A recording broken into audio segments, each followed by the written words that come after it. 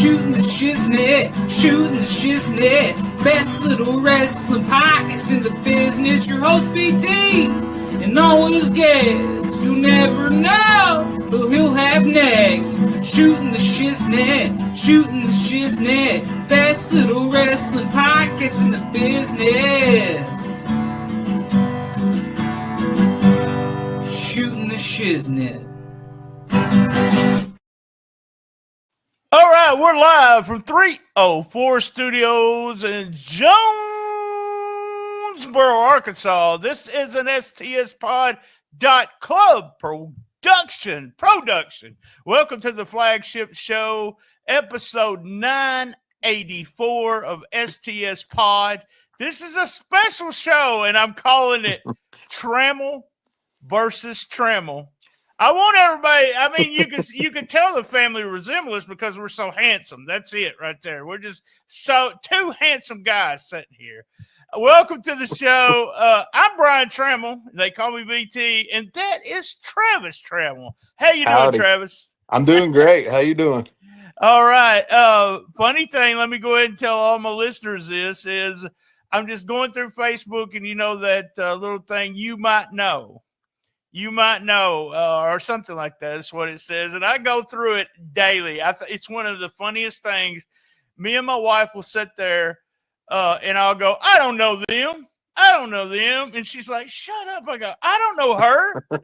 Do I know her? I don't know her. And then your name came across and I said, wait, there he is, Trammell, spelling his name wrong. We'll get to that in a minute. And you were wrestling. You were into wrestling, and you work in the business. I've been in the business since in and out, taking pictures, kayfabe sheets, video training, trading, website. I work with Memphis Wrestling now. I've been doing this podcast for 7 years. So, man, I've been in the business since you've been alive, I think. I think that was what I looked up. I graduated from high school in 85. I was born the year after. So yeah. I got my first kayfabe sheet in December of 85. And December of 85. And so I was, when I came back from Christmas break in 86, then I knew everything there was to know about professional wrestling. So I thought so anyway. But right. Never stop learning. Never at all. No. I've learned so much stuff working with Memphis Wrestling. We've done 238 episodes, and you learn something you can learn something from someone a lot younger than you, or even the old guys if you're just absolutely.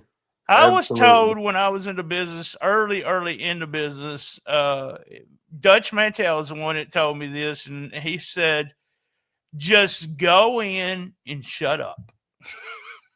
Open your ears, listen to what everybody's saying. If you got questions afterwards, we'll talk about it. So that's kind of the how I got. Let's start at the beginning. Let's talk about Travis as a wrestling fan. Tell me, what's your first memories of being a wrestling fan? My first memories, honestly, I was probably, second or third grade, not being able to sleep at night, sneaking out of my room, going down the hallway, peeking in the living room. My dad watching WCW Saturday Night and seeing Sting on the top rope, bleach blonde hair, face paint, the whole deal. And I was mesmerized, and I was stuck. Drug in from that moment forward. And from then on out, my dad started buying me old VHS tapes. And, again, that was around like 94, 95. So everybody was about Sting, Hogan, Macho. But then, it just snowballed for me, thanks to my dad, because, he started buying me old tapes, NWA, AWA, Mid-South, all that stuff. So I'm going to school talking about Wahoo McDaniel and Blackjack Mulligan. My friends are like, who are these people? But I was obsessed, absolutely obsessed from that moment on. So, and that's crazy. we've talked about the VHS tapes before, and I used to have this huge collection, which Same. we just started talking about. We're going through USWA 1991, and I said I sold my collection in 91 to some dude in Australia. But I had so many different tapes. But yeah, I know you probably heard this before, but a lot of the guys in the business never knew we were doing that. They didn't know we were trading. They didn't have any idea how we were watching, Continental Championship Wrestling in Memphis. Right. I was the Memphis guy, so I traded. I sent Memphis. I want to tell you, Travis, I could get any tape in the world I wanted. The Japanese tapes, you name it. I had Memphis wrestling. For me, again, I'm South Carolina, so we were in the heart, the heart of NWA, all that, WCW, right. So I grew up at a flea market. My dad sold every weekend anything from NASCAR, sports collectibles, collectible coins. And there was always these people. And I mean, heck, I'll say it, selling those recorded VHS tapes of all these of any paper you could think of. And, my dad just gave me everything he had already. But then, of course, you had people selling recorded ECW, recorded Japan, recorded, you name it. So, well, Travis, I would give people those tapes. I mean, yeah. I gave them for donations. No, I didn't sell them. I needed donations for those tapes. Right. And I had that too. My dad's friends were giving me like old Clash of the Champions and USWA, AWA.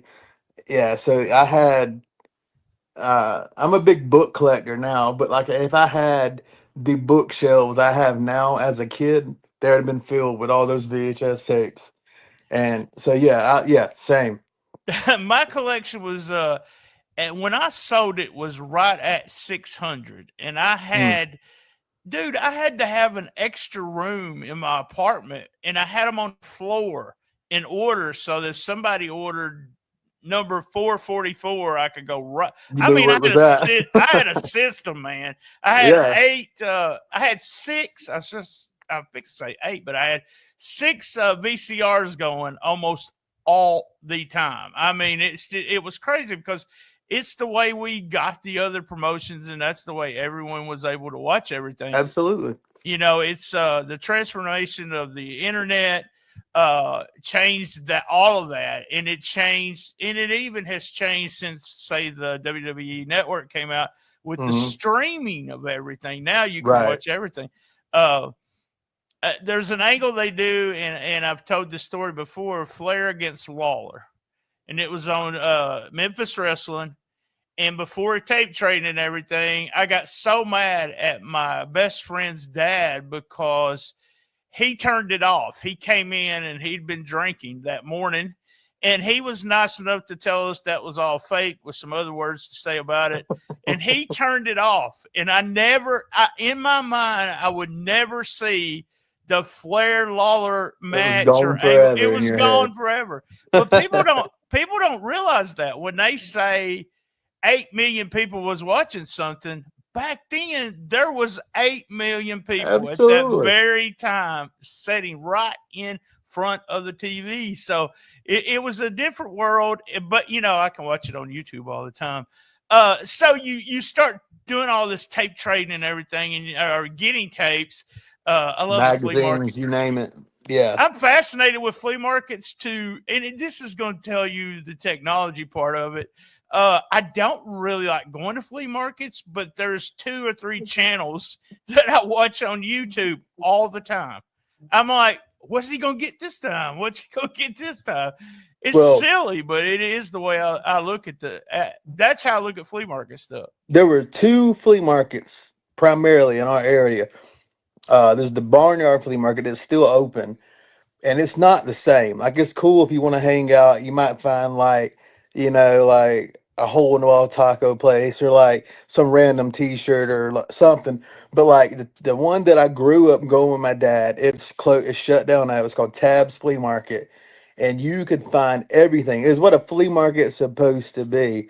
There was the tapes, there was the action figure guys, there was, when I started getting into punk rock and stuff, there was all that stuff there too. There was a magazine building which sold primarily magazines I shouldn't have been around at my age. Oh But yeah, there was yeah, a yeah, but there was yeah. a back corner. There was a back corner that it was boxes upon boxes of all wrestling Oh magazines, of wow. all old PWI, old, like, just I can't, the rest of them are leaving me now, but like it was all like mid to late 80s, early 90s mags. And I was, It was the yeah, it was the well, we've talked to Bill Apter about this, but it's the Apter Mags. He was named after, they eventually called him yeah, the Apter exactly, the Bill Mags. Apter Yeah. stuff, yeah. And this guy was selling for like 50 cents each, so I would come out, they were just stacked. And my dad's like, really, again with this? I'm like, I mean, 50 cents. I mean, leave me alone. Like, so yeah, man, that's where it all started. Oh, it's so funny about it. And at what point was it okay to sell porno mags at a flea market? But you could do it. You could buy them right there in a 100%. box full of them if you wanted them. You were like, okay, I think I'll take this box, And I was like, man, that's the craziest thing ever. When you go, I used to do one every once in a while with my first wife, and you would get the most bizarre stuff ever. Magazines for 50 cents. I mean, I was buying them. I was going to the newsstand when I was growing up, and I had a huge stack of them. I think I ended up selling those too. But had taught, it's weird because after it wasn't just him, it was a bunch of people. But what was it? Right. The Wrestler? You said that Pro Wrestling Yeah. Illustrated and Pro all Wrestling those. Illustrated, the Wrestler, what was it? Inside Wrestling, maybe? Inside Wrestling. And then there's all those like random off-brand ones where they misspelled everybody's names. It was like Wrestling Showcase and stuff Yes, something like that, right? And it'd be Ric Flair, R-I-C-K. And then instead of Sting, it was Stang, or or something. Yeah, they misspelled everything. Yeah, added extra K's, and Rick Rude was ROOD and all that stuff. Yeah. It was. I remember that, and there was that's how I actually got to be friends with Paul Heyman. Was that he was in one of those weird magazines. And then he was selling his photo book, and he had took all these photos of WWE guys, and I bought the photo book. And Paul ends up arriving at Memphis Wrestling at some spot show that I'm at, and Lawler's like, "Do you know who that is?" And I said while I was taking pictures, I said Paul Heyman. And because I didn't know what they were going to call him. Sure. And he comes around the ring and he looks at me and he goes, "How the hell do you know me?" And I'm like, "I'm smart." That's what I said. I'm smart. And then we met afterwards. But it was hilarious because he was like in total shock. Here I am in some little spot show in Arkansas. And he had Sid Vicious as Lord Humongous. That's who he was. I've got pictures of that. You talk about Sting. I got pictures of Sting when he was working Memphis too. Blade Runners, right? Yeah, him and him and Hellwig together. They posed for me, boy. They loved that stuff. So, all right. So we got the magazines, we got the tapes. When did you start actually going to wrestling? And you said you were in the NWA section of the United States. Is that what we went to? Well, first show I ever went to, there was an indie promotion that ran through upstate South Carolina, called PWF, and it was ran by Italian Stallion and George South, and they would come through monthly-ish, and my dad took me to one of those shows, and that was my first time seeing like anything live. Honestly, terrified me. Because like it was just like I'd read the magazines, I watched the TV, but like seeing it up close, there was like some table spots that Stallion and George did. And I was like, like I don't know, maybe 8 years old, and I'm like, okay, this is real now, what I mean? Right. But then there was I think it probably was that same year, honestly, or maybe even that same month, but WCW came through. It's no longer around now, but the Greenville Memorial Auditorium over in Greenville, South Carolina. And it was a WCW house show. And I remember most of the card, honestly. That was Sting. It was Sting versus Ming. Flair versus Savage. Kamala worked somebody. I don't remember who it was. It was the height of the whole Dungeon of Doom era. Right. That was when I first got introduced to it, and from then my dad was taking me to indie shows left and right, and it was it was just before Nitro, so there was no TV tapings really coming through, and WWE or WWF at the time, granted, they just weren't coming through South Carolina much at the time. So, but every time WCW did do a house show, me and my dad would go. And there used to be a Greenville Braves, our local minor league baseball team. That's what I say. Yeah, they were the minor league baseball team. Right. They would do shows at the Greenville Braves stadium before they got rid of that as well. There was one or two house shows that came through there as well. So that was around probably that same year, because I remember it being like second or third grade, and as soon as my dad realized I was into it, he's like, okay, I'm gonna look up shows coming around. My dad grew up as big of a fan as I was, so he's like, oh, he's into it now too, might as well. Is your dad still alive? Did he stay in? Yes, sir. All right. Yes, sir. So me and him's probably around the same age, actually. He's 60. All right, he's a little older than me, but not much. Yeah. I'm 58, so okay, yeah, I want to say 63. Sorry, Dad. But, I mean, being a fan of, there's all kinds of, you can look at the demographics of what they look at, but you have noticed that the older fan is coming back or still there. It's one of those things where I think we just stick with it. I've said before, I don't think I want to be, I hear wrestlers say, I don't want to be 50. I don't want to be 40 still wrestling. Well, I say, I don't want to be doing a podcast at 60 years old.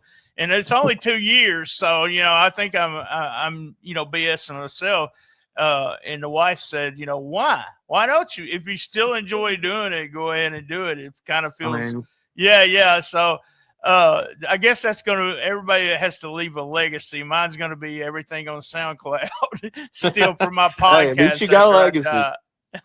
At least you have a legacy. There you go. Hey, we're going to take a quick commercial break. And when we come back, we're going to talk about our last name real quick. And then I want to know when Travis got, like we say, smartened up, when you got smartened up to the business. So here we go. Don't miss Memphis Wrestling Live next Sunday, September 21st. Meet former WWE luchador Kalisto. Thursday, October 2nd, Memphis Wrestling returns to the Mid-South Fair at Landers Center. Sunday, October 12th, don't miss our annual Halloween Spooktacular featuring, excuse me, Vicky Guerrero. Seriously. Good luck, Dustin. Saturday, October 18th, grab your costume and bring the kids to our Memphis Wrestling Truck or Treat at the Wrestle Center. All tickets are on sale now. Get yours right now at memphiswrestling.tv.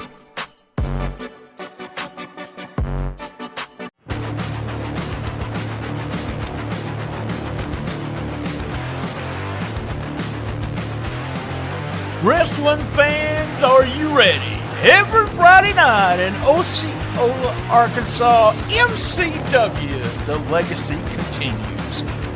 Live, hard-hitting, family-friendly wrestling action every Friday night at the MCW Arena, located at 1098 West Kaiser. Doors open at 6:30 and the action starts at 8 p.m. sharp.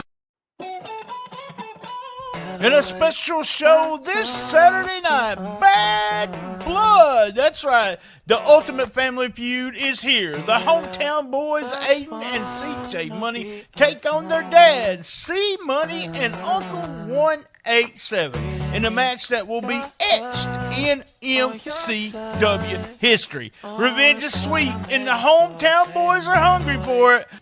Last week, fans got the revenge on C Money, and now it's time for Aiden and CJ to prove themselves against their own family in a match that's brothers versus brothers and dad versus sons. It's extremely personal. Be there! 2 nights, Friday, Saturday, MCW. Search Osceola's Men's Southern Championship Wrestling on Facebook for ticket information. Baby, don't feel no pressure. You make everything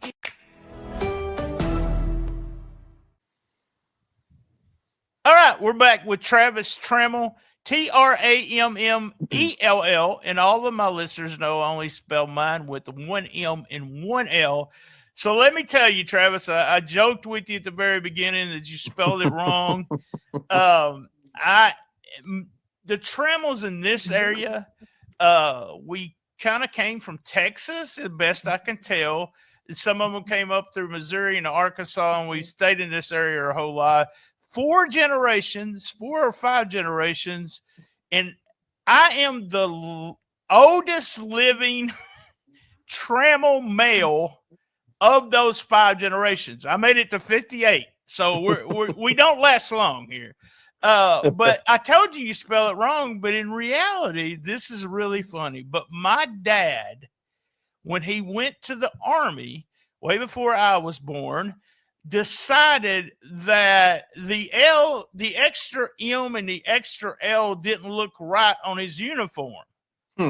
So he asked them 1 M, 1 L, and just do it that way. And they put it on his uniform, and then in his official paperwork, from the time he left the Army till he got married until the day he died, was Trammel. And so I've had a problem. Trammell seems to be easy for people to pronounce if it's got 2 M's and 2 L's. But if it's 1 M, they want to call me all kinds of weird. But I had some I have to say this so we'll make some sense of it. There was a black family with the last name spelled just the way yours is in this area, and they called him he was playing basketball, and they called him Trammell one time. So it's Travis Trammell. So I don't know with those 2 M's and 2 L's. I pronounce it sometimes Trammell. I don't know if you know this. Yeah, the main character in Basic Instinct, Sharon Stone, her last name, the character, was Trammell. And she spells it with 1 M and 1 L. So that makes it a lot easier. Have you seen different spellings, or is your family like mine is what I really want to ask. Do y'all all spell it different? I got 1 cousin, 2 M's. I got 1 cousin, 2 L's. I got 1 cousin. I've only seen it spelled like our way. Like I really have. And until you messaged me on Messenger the first time I've seen it spelled your way, actually. But and all of my family spell it the same way. But funny you said that about Trammell, because my whole life, from elementary school to every job I had that had to do with paging my name or calling my name, everyone has always said Trammell. Travis Trammell, come to the office. Travis Trammell did. I'm like, it's Trammell, for goodness sake, it's Trammell. So I've been called Tramble too, with the B. Yes, B's not there. I've got that as well. I've gotten Tramble as well, but it's primarily Travis Trammell my whole life, and I'm like, all right, you just don't correct people anymore at a certain point, you know. So. I don't correct them unless my first name is William, and everyone likes to call me when they first meet me, they want to call me Bill, and I just don't like it. I always correct people on that. I won't correct them. So call me Will, because William. But I won't. I'm like you. I won't correct them. I was on a comedy podcast, and they had so much fun with me because they said, "Well, how do you pronounce your last name?" And I gave them the 2 pronunciations, and they was like, "Dude, don't even know how to pronounce his last name." So they give me trouble all the time about that. All right, let's tell now. Getting smartened up to the business, the way I got smartened up was going to be different than yours because of the age difference. But like I told you, I started reading kayfabe sheets in '86. I think I was a huge Dusty Rhodes fan and Hogan fan at the time. And you probably know this, that when it comes to the wrestling, the smart community, the internet wrestling community, the dirt sheets, they didn't like Dusty and they didn't like Hogan, and because their work rate was not that of the and I've got into all kinds of stuff because I've been reading the Observer, Wrestling Observer since that day, 1986. I've got into all this. As older I get, I start studying how much Meltzer kind of screwed up my fandom, because I was a huge Dusty fan, a huge Hogan fan. Then when I go back and watch Dusty and Hogan matches, I'm like, my God, listen to that crowd. They, you could say, oh, they couldn't wrestle. He was fat. Hogan couldn't wrestle. It didn't matter. They were so over. It was unbelievable. Yeah. But when did you get smartened up? Was it the websites, or how did you get smartened up? Did Dad say, hey, I know he probably didn't say it was fake because he was a fan, but did he say, oh, it's not on the up and up kind of thing? I mean, the moment I got into it as heavily as I did, other people did start telling me, like, oh, it's fake, whatever, and again, 8, 9, 10 years old, I'm shut up. I don't want to hear that. I don't care. It's cool. Right. Like, I don't care. Like, it doesn't matter that, like, there's no way possible that Dungeon of Doom can be real. Like, of course, like, it's still real to me, yeah. So, like, and then and again, like, and I agree what you're saying. Like, I didn't care about work rate or nothing at that time. Like, I was just a fan, And again, it wasn't. I mean, again, the dirt sheets have been around for forever at this point. But like, there was no Facebook with spoilers and all this stuff. So that fan magic kind of was still there for me, at least. So like, and then I want to say probably like middle school, junior high is when it kind of dawned on me, like, okay, obviously this is, it's, the realization of what kayfabe and everything was. I was like, okay, like, I get it. Something's going. The first matches I went to, I don't know if this is a bad thing or a good thing, but I was sitting front row, and it was at a Memphis spot show in Blytheville, Arkansas, and there was maybe 5 feet or 7 feet to the ring. I knew from day one, there's something, there's something hokey going on here. The math ain't mathing, right? Yeah, but I don't care. I was such a fan, and I did that was not me. care. Like 6th grade, it dawned on me. I was like, I don't care. This is cool. Like this is. I'm sucked in. I'm invested at this point. Like, everything about it, fake or speaking of not. being in school, did you have friends that were wrestling fans? Did you? Oh yeah, absolutely. Yeah. And we got picked on, but we still we had our squad 100%. Yeah. But when did it just? So I know you got into the business. Before you got into the business, did you start learning this is the way they do it and stuff like that? Yeah, I started actually, doing that, like, the digging. I was out of school. I was probably like my early to mid 20s, and I'm like, okay, like, here it, like, I'm digging up, like, like, the more behind the scenes, the whole, like, learning more of what kayfabe actually was, the behind the scenes stuff. And I think around the same time was when Beyond the Mat and all that stuff came out. So that was opened up a whole new world for me, seeing that. And then, like, I started digging up other wrestling documentaries and stuff. And so, like, that was probably like either late teens or early 20s is around then. Probably before that, because I want to say I was still in high school, but it kept going. Like at that point, I was kind of like you. I was like, I want to know everything. Like, I've been a fan. Just what about the real names? Did you get in that? Oh yeah, dude. Real names don't mean nothing. Yeah. I would buy notebooks. Like, I would go to the store and just get notebooks, and then I'd do a column for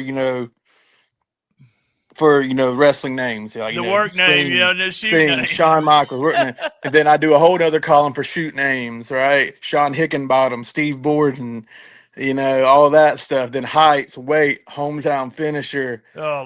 Dude, yeah, I had notebooks upon notebook upon notebooks of that stuff, man. Yeah, I did all that. Absolutely. I had a fascination about those real names, and Meltzer put out it wasn't a yearbook. I've got a PDF of it. It's called a Who's Who in Pro Wrestling. I think this was kind of like 80 an almanac type deal, yeah, right? Yeah. 88 or 89, he put it out. And he had a picture of almost every wrestler, plus he had the little bio that he talked about how Yeah. good a worker they were, and then he would give the real name. But I had this discussion with the wife not too long ago about some guy was annoying me because he kept, well, Dave does it. Meltzer does it in Observer. He'll drive me crazy when he does a story on a wrestler and he talks about this A.G. Lee story he started with. Uh-huh. He tells her real name all the time during the story. And I'm like, who's, I do it all the time, but like, who's he talking about? But when we get in the business, I told her there's very few guys that I call by their real name, unless we are really, really tight outside the business. Right, exactly. You occasionally have. I remember screaming some guy's shoot name during a match one night. It was hilarious. He was on. They went up some kind of railing. They put a sharpshooter on it where he's bleeding, the other guy's bleeding, and they're on some kind of scaffold thing up there, and it's shaking. And I was like, David, get down from there. And it was like, man, you were screaming his shoot name. But there's a few guys that I do still call. I'll say there's a wrestler named Rude. I'll call him Thomas. But man, very few guys, if you're in the business, you don't call them by their shoot name, right? Right. Yeah, it's different. They call me BT. They've always called it, and Coach. I was Coach BT. That was my gimmick. But you never ever heard, somebody call me Brian or call me by my last name in the business. So you're starting to learn more about the business. What made you? What made you want to get in the business? And wait, I got another question. You're talking about your dad. Did your dad did he get smartened up, or is he still enjoying it for what it is?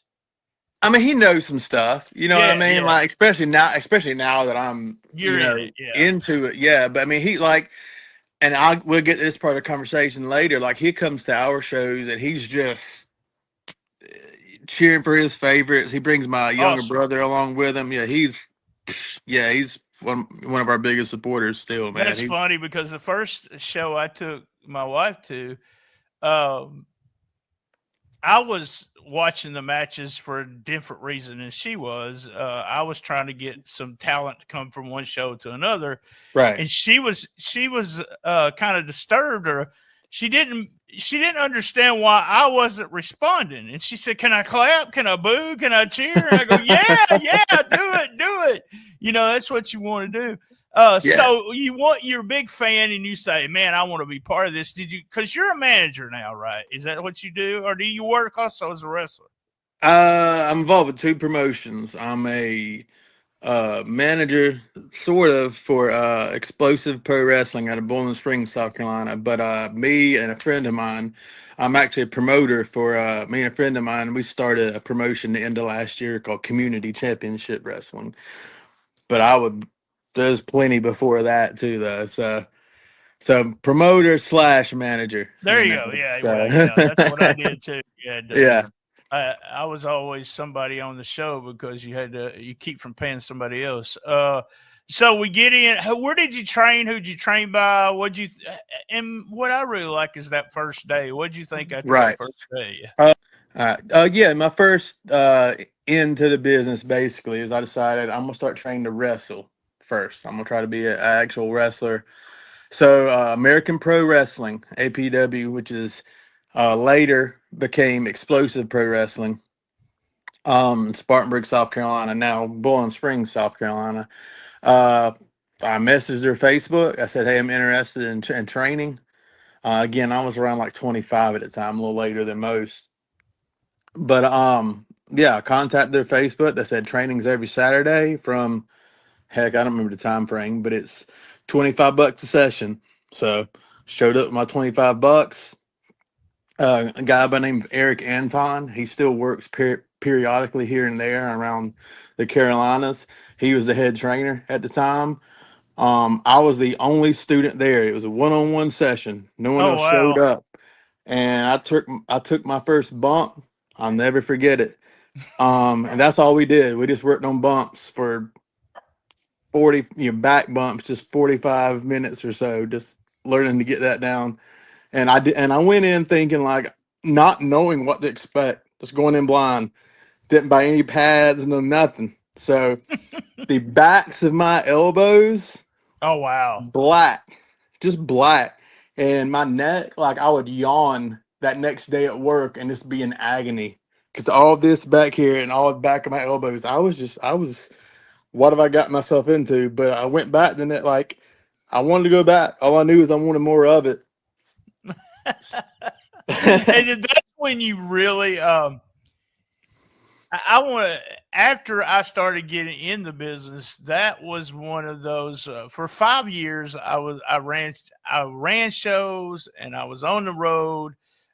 We did either 1, 2, 3 shows. The first 9 months with my little crew that I had, we did 100 shows in the first 9 months, which was really weird in this area because it was all independent. It wasn't, I wasn't working for WCW or WWE, but that feeling, and you know what I'm talking about. And if you've ever done anything to business, that you're going to know the feeling when you go Monday morning to your shoot job. Mm-hmm. It's such a letdown because you spent Friday, Saturday, and sometimes Sunday. We did 4 shows one weekend. I bled all 4 shows and had a big bandage on my head, and then went to work Monday morning and was wanting to cry out in the parking lot because, on the weekends, there was 110 people in the crowd or less, but I was a wrestling superstar, dang it.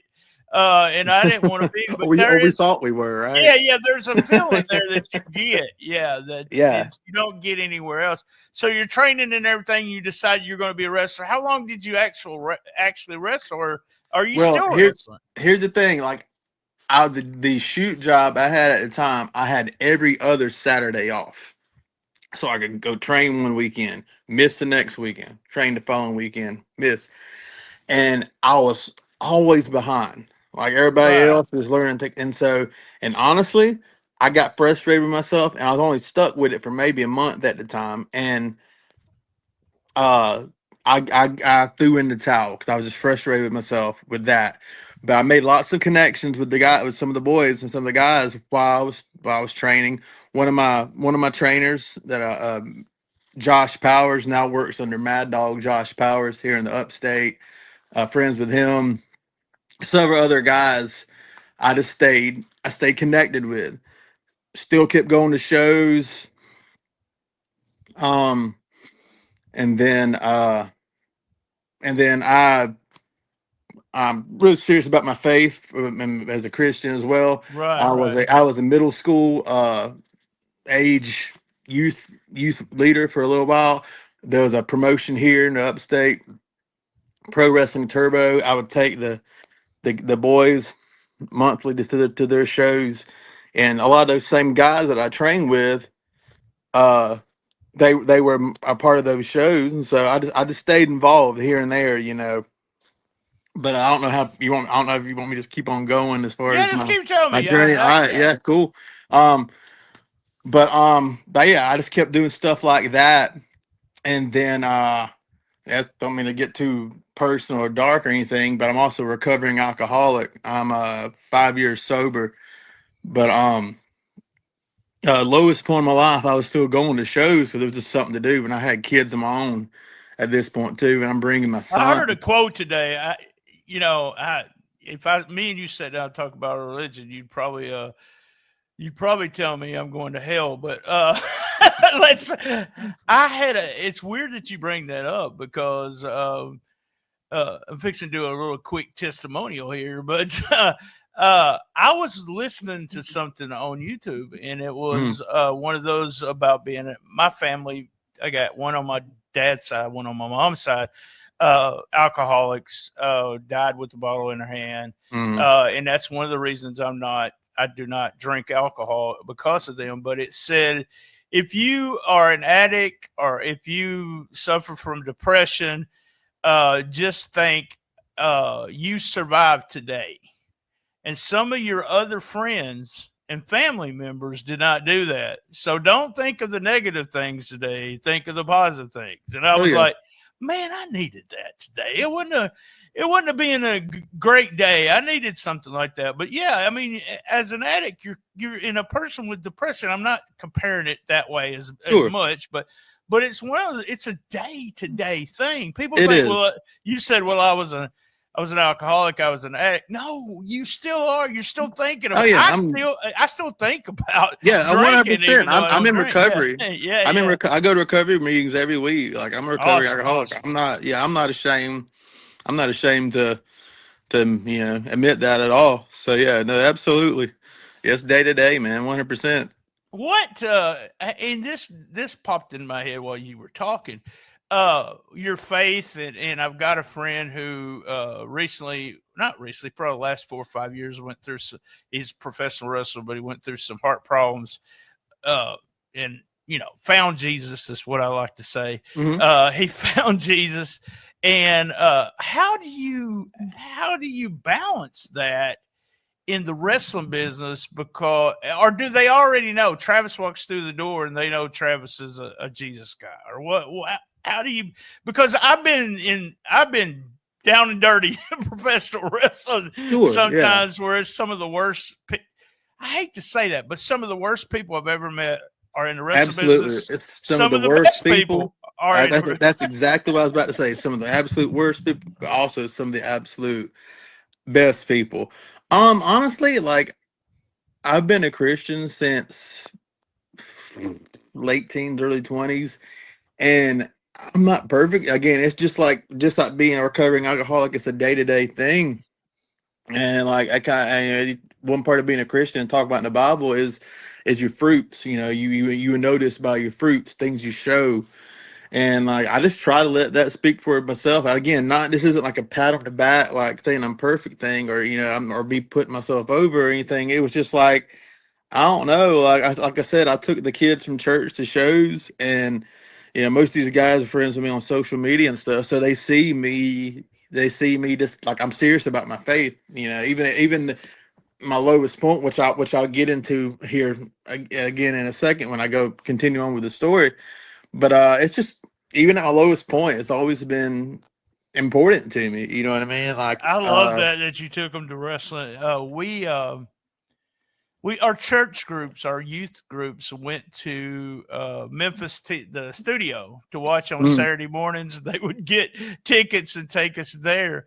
And then my friends would give the Jerry Lawler show came on at 11 o'clock on Sunday mornings. And before VCRs, I would leave Sunday school. I would go after I got my car. I would leave Sunday school and go home. I wouldn't go to the church service because in time to catch Jerry Lawler. So Jerry Lawler, he messed my religion up. There you go. I'll blame it on him. All right, let's go back to where you was. But Josh Powers, who I met while I was training, he actually wound up being the booker for Pro Wrestling Turbo, and he was like, "Hey, bring the kids from church," and so that's how I actually wound up bringing them. But again, fast forward a little bit, I have kids of my own. My son becomes a fan. I'm bringing him, but I went through some complications. I lost my job, got a new job, but took a big pay cut, and just financial stability, not being provided for my family like I would have liked to, and having anxiety and all that, and being an alcoholic as well. It would give you the Cliff Notes version. I was at the lowest point in my life, but I was still going to shows, because I'm the boys and my son being a fan and everything. And these guys just were there for me, Don't miss Memphis Wrestling Live next Sunday, September 21st. Meet former WWE luchador Kalisto. Thursday, October 2nd, Memphis Wrestling returns to the Mid-South Fair at Landers Center. Sunday, October 12th, don't miss our annual Halloween Spooktacular featuring, excuse me, Vicky Guerrero. Seriously. Good luck, Dustin. Saturday, October 18th, Grab your costume and bring the kids to our Memphis Wrestling Truck or Treat at the Wrestle Center. All tickets are on sale now. Get yours right now at memphiswrestling.tv.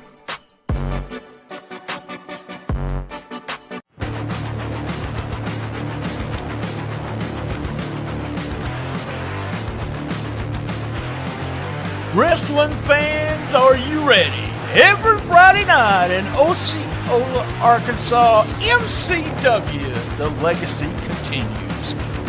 Live, hard-hitting, family-friendly wrestling action every Friday night at the MCW Arena, located at 1098 West Kaiser. Doors open at 6:30 and the action starts at 8 p.m. sharp. In a special show this Saturday night, Bad Blood. That's right. The Ultimate Family Feud is here. The hometown boys, Aiden and CJ Money, take on their dads, C Money and Uncle 187, in a match that will be etched in MCW history. Revenge is sweet, and the hometown boys are hungry for it. Last week, fans got the revenge on C Money, and now it's time for Aiden and CJ to prove themselves against their own family in a match that's brothers versus brothers and dad versus sons. It's extremely personal. Be there! 2 nights, Friday, Saturday, MCW. Search Osceola's Men's Southern Championship Wrestling on Facebook for ticket information. Baby, don't feel no pressure. You make everything I mean, they knew something was up. You know what I mean? Like, they knew I was struggling. They knew I just needed an escape. You know what I mean? So, and like I said, they were there for me. Once I got sober, and I guess we're kind of gonna still keep on that whole, spiritual route. But I just feel like the Lord told me, like, there's a ministry I want you to be a part of in this business. You're not gonna know what that is right away, but I've got something for you in it. Excuse me. So once I got sober, I started digging, looking around, finding, like, what's this gonna look like? What's in here for me? So I just, former colleague contacted me. This was in 2021 about bringing wrestling to his area of upstate South Carolina. And again, this is going to be Cliff Notes as well, because it was honestly pretty ugly. But and again, I'm greenhorn in the business, greenhorn in that side of the business. Sure. And I know nothing. He just said, I know you've got some connections. I want to bring wrestling to my side of town. So I was like, yeah, let me put a few fillers out there, see what I can do. Again, not knowing anything, what would happen, what would become of it. One of the promoters from the area at the time contacted me, interested in doing a show. Without going into specifics, he overpromised. I'm not going to say he underdelivered, because it really was a pretty stacked show, but the money wasn't there. Right. And it was a whole big ugly thing. And again, that wasn't on me, but I was still there, part of it behind the scenes. And I'm like, okay, this sucks. This you still not felt, I can see my that, first experience in that side of that part of the business. And like, this happens. And I'm like, okay, this sucks. Like, I'm out. Like, whatever. This is, I was mistaken. I'm out. But I parted ways with that guy on good terms, because it wasn't anything that he did to me. It was just dealings on his end was not well, and I just realized I didn't want to be a part of it. Right. Plain and simple. Fast forward a year later, same promoter contacts me, said, "Hey, I'm starting something new up. I want you to help me out, help me do some marketing stuff, some social media stuff, sponsors, all kinds." I was like, "Hey, cool." And that's essentially what I was doing, just helping with social media, Really wasn't doing the promoting aspect yet, but I was like helping, contact sponsors, get money together. I have this saying about professional wrestling that I always say this. If you want to be part of professional wrestling, you don't have to sit at home and wish to be part of professional wrestling. You can be part. I'm not saying you got to be a wrestler. I'm not saying you be an announcer, manager, whatever. But if you want to get into wrestling, we can have you set the ring up. You can do the chairs, you can do the posters, you can do the popcorn. I did a show, helped some guy promote a show after I'd been out of the business for a while, and guess what I did? I mean, I'd been in the business for years, but I put the chairs up because that's what needed to be done. There's always, especially when you're running the show, there's always something to do. And I'll get to this part. I'll skip ahead, but come back. Later on, I started a nonprofit called Pro Wrestling Is For Everyone. So it's funny you mentioned that because it's literally, there's something for everybody to do. Right. But I'll get to that. But no, same guy contacted me. Hey, I'm starting something up. So I was handling social media for him, all that stuff. Fell flat again. Essentially the same reason, lack of licensing, lack of money. And so I told him respectfully, you've been good to me, but our dealings are done. And at that point, I remember like that it was that we were supposed to do a show. Didn't happen due to those same reasons I just said. Me and my wife took the kids out to see Christmas lights because it was December.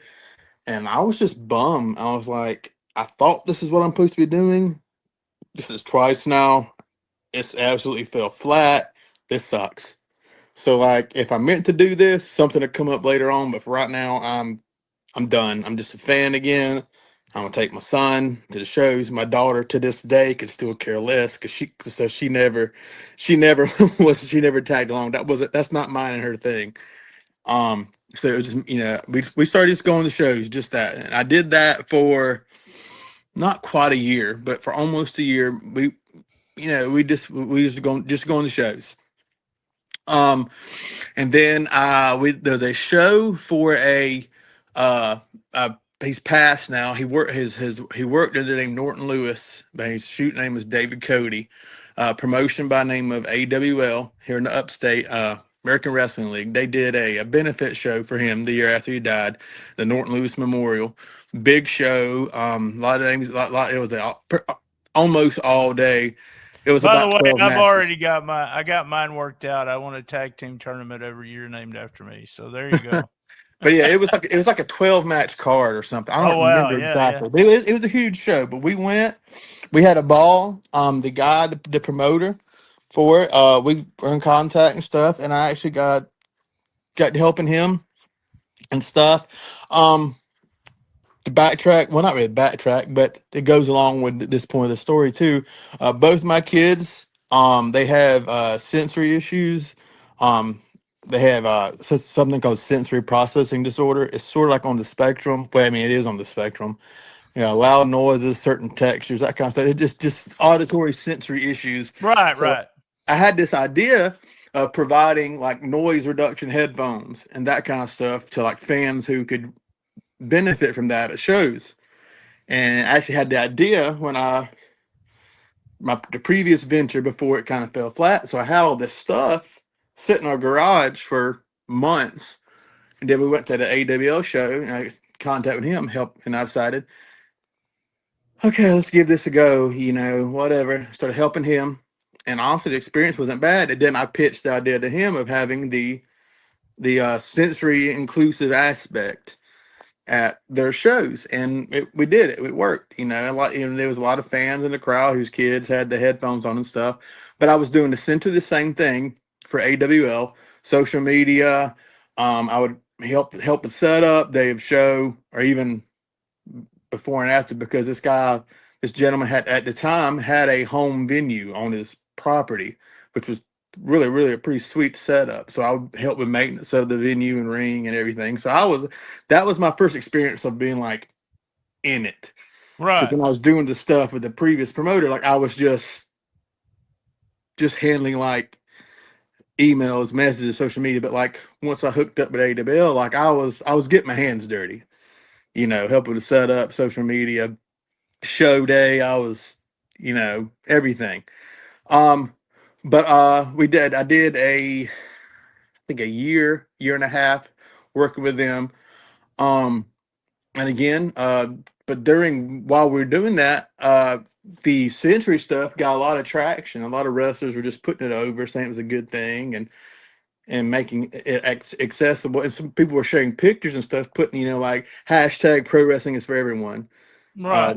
They're making this accessible for all fans and stuff. And I was like, cool, maybe I could throw a name on this and make it its own thing, and kind of just take bookings like other promotions, like off weeks, off what they're for, just go around, set up, offer that for other promotions. So that's where pro wrestling is for everyone came in.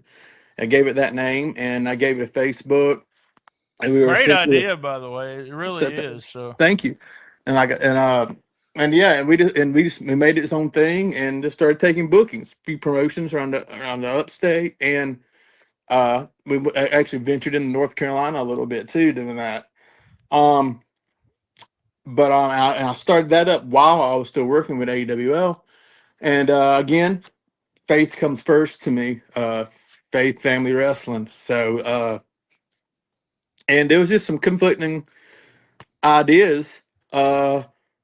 Well, I was working with AWL, and it was nothing more than that. And so I just said, hey, my time here is done.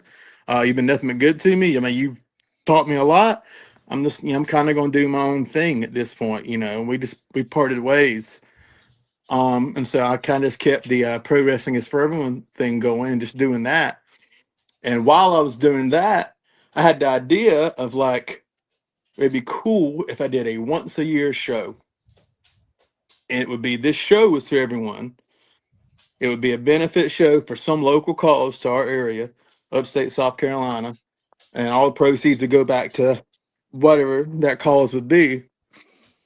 And it kind of all goes back to home, because APW, American Pro Wrestling, through the years changed owners. It was still APW, but it later became Asylum Pro Wrestling. This was last year. Last year. And we started taking bookings with them, setting up, offering our service at their shows. And I was like, hey, I have an idea for a once a year benefit show. This show is for everyone. And the promoter of APW at the time, he said, I love that, and I'm willing to offer you, because they had their own venue, on ring, everything, on building. And they said, I love the idea. I'm willing to, give you my ring and building and let you do that. All I need you to do is pay for the permit to run the show. Everything else is yours. And I was like, awesome. So here we go. So that was my first venture into booking, because he let me book the card, everything. I used a lot of their talent, because like they're giving me their building and everything. So at least I do is use some of their talent. And I brought in some different guys, but we actually raised money for the South Carolina School for the Deaf and Blind over in Spartanburg. And it was great. It was a lot of work, because again, my first time booking the show, it was kind of a mess. I can admit that, my first time.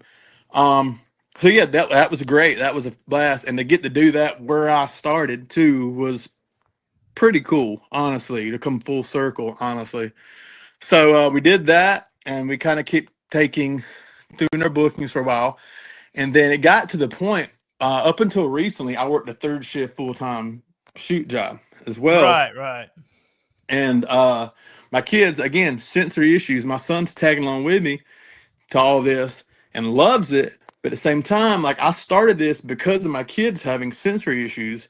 It got to the point where like we were taking so many bookings and going to so many shows to set up, to offer our services. My son was getting overwhelmed and dreading it.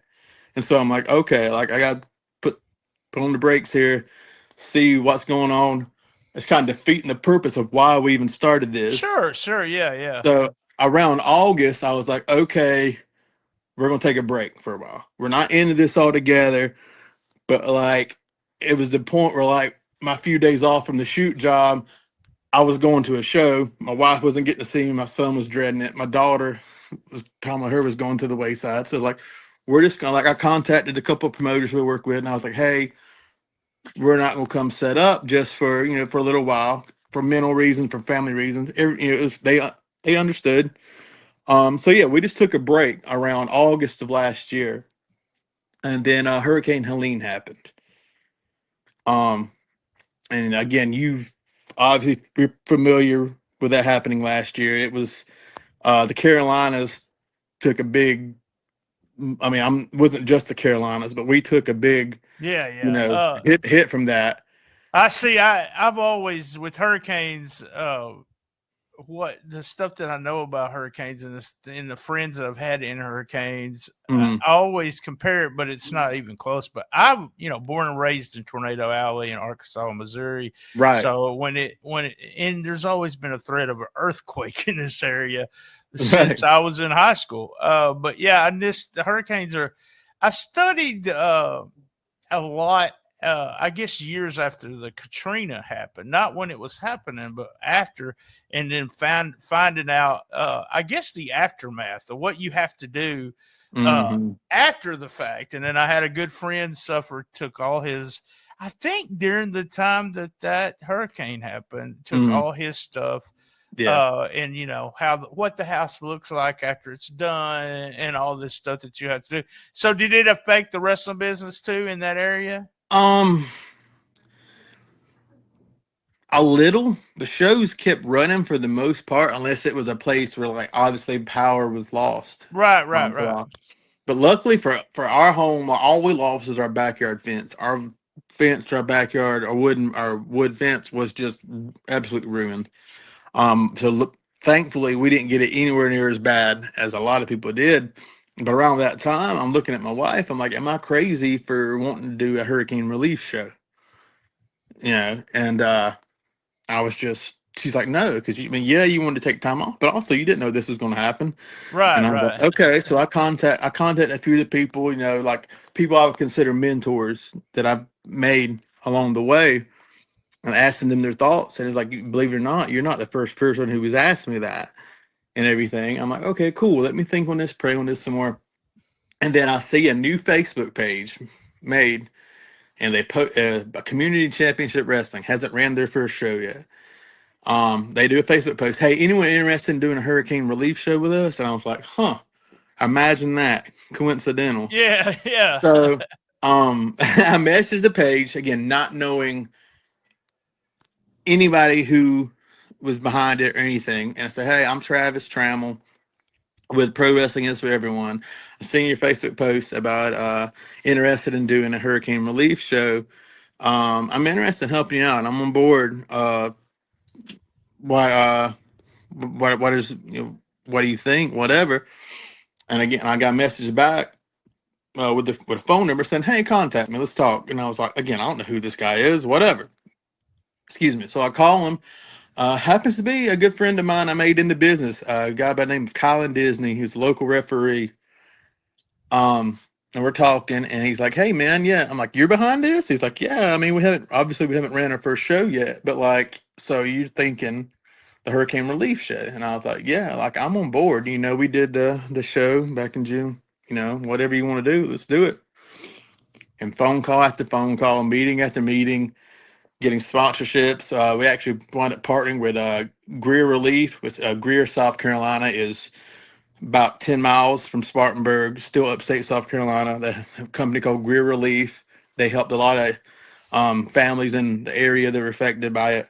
They all have a program, Greer Relief Christmas Shop program, where they help kids and families in need that time of year.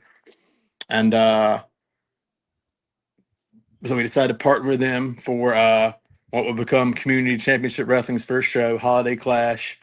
And leading up to that, conversation after conversation, oftentimes more conversations about faith and family than wrestling. Me and Colin was like, what do you think about just merging this? Like, Pro Wrestling Is For Everyone, Community Championship Wrestling. Like, one conversation led to another, and we decided to go in on this together, co-owners. So Community Championship Wrestling was born. We ran our first show December 15th of last year. Again, Holiday Clash. We raised a little over $600 for Greer Relief's Christmas shop program. We did it in just right at 2 months time. We threw the show together, and the Spartanburg VFW right down the road from where we live, and so we decided after that we had talks. We took the remainder of December off. At the beginning of the year, we talked and we said, so what's this going to look like? I mean, how many shows are we going to do? We don't have the funds, the time to do it weekly, monthly, whatever. So we kind of planned out our ideas and stuff. He told me, he said, I want you to keep this show to everyone. Like you did that last year. It needs to be a regular thing. So we do 3 shows a year. He primarily takes the booking role. I do more the promoter role. And you're having fun doing this too. I'm having the time of my life. Honestly, man, I really am. That's why I do it. Yeah. Is it a lot of work? Absolutely. We spent most of the day Saturday morning hitting the road, hitting the pavement, talking to businesses, trying to get sponsorships for our next show. But we decided to do we do a veteran show in May, Night of Honor. Our kind of it's become our home, the Spartanburg VFW. All the proceeds from Night of Honor we gave to the veterans at the Spartanburg VFW for just treating us so well and letting us use their facility as our home venue. During the summer for August, we did. We're going to keep that the time for this show so everyone. We did volume 2 of that.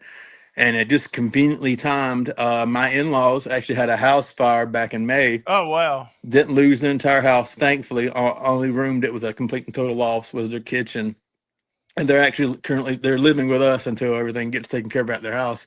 For volume 2 of this show to everyone, we raised money for them. We did a little over $1,500 for them. And then we're keeping Holiday Clash. And we're doing volume 2. Well, I think it's not volume 2, but Holiday Clash 2025 is coming up November 15th. We're partnering with Southeastern Children's Home right here in Duncan, South Carolina.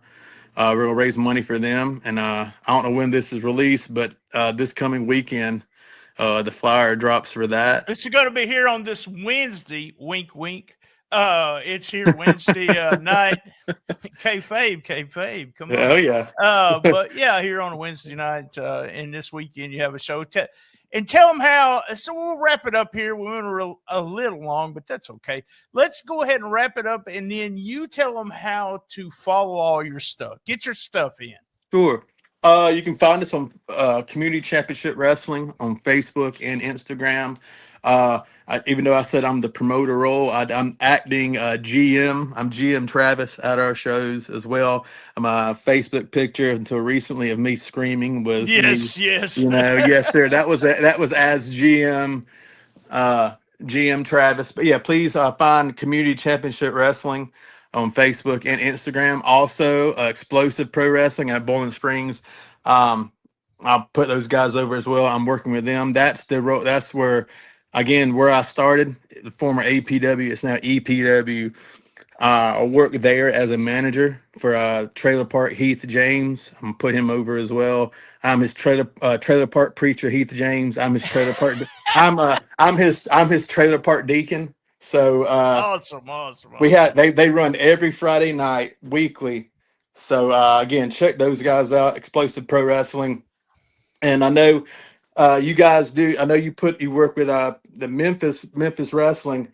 November 15th, we've got someone who's showed up with you guys before too. Just Jody for this. Right. We've got her. She's coming out for November 15th for Holiday Clash. So some of you guys are familiar with.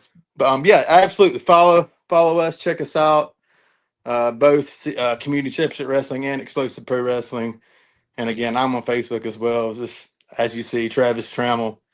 There you go, folks. Yeah, Trammell versus Trammell. Man, this was fun. Hang around for Patreon. I'll have a few other questions.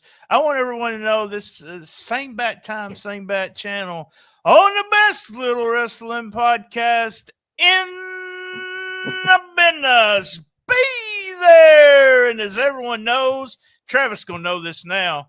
I love my mama.